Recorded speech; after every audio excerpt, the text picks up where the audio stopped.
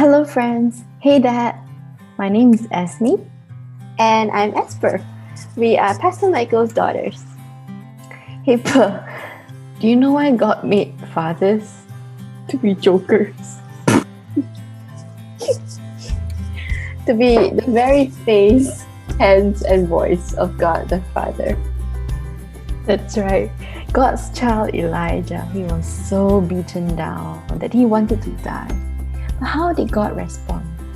Firstly, he met Elijah's physical needs. He got Elijah to eat, drink, and sleep. Then Elijah embarked on a journey to seek God. He headed to the mountain of God, better known as Mount Sinai.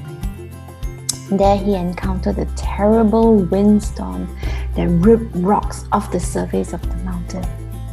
But God wasn't there. Next, he met with an earthquake that shook and split the very ground he stood upon. But God wasn't there.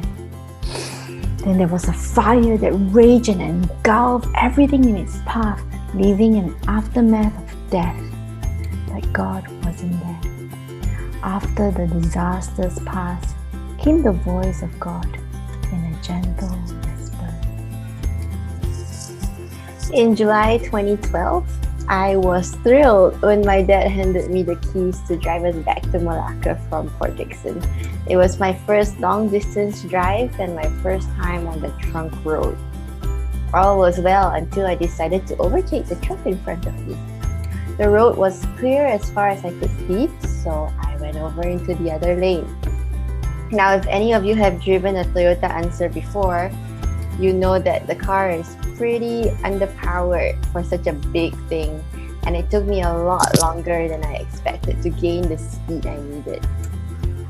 Before I knew it, a car was fast approaching us head on, and I was still barely beside the truck I was trying to pass. I thought we were gonna die. Mom was already bracing for impact, but in that moment, I heard my dad's voice. Strong, firm, but gentle. Step harder. I floored the gas and dove in front of that truck, barely scraping past the other car while horns were blaring all around us. We made a grave mistake that day, but while most parents would have screamed at her, my dad, like God the Father, was still steadfast. His instruction allowed her to respond immediately without any distracting dramatics. Whenever I think of what makes a dad, I am always transported back to that moment. My dad is the reason we survived that incident unscathed. Fathers, how do your children experience you? Is the sight of you as comforting as a tornado? Are your arms as welcoming as an earthquake? Are your words as soothing as brimstone and fire?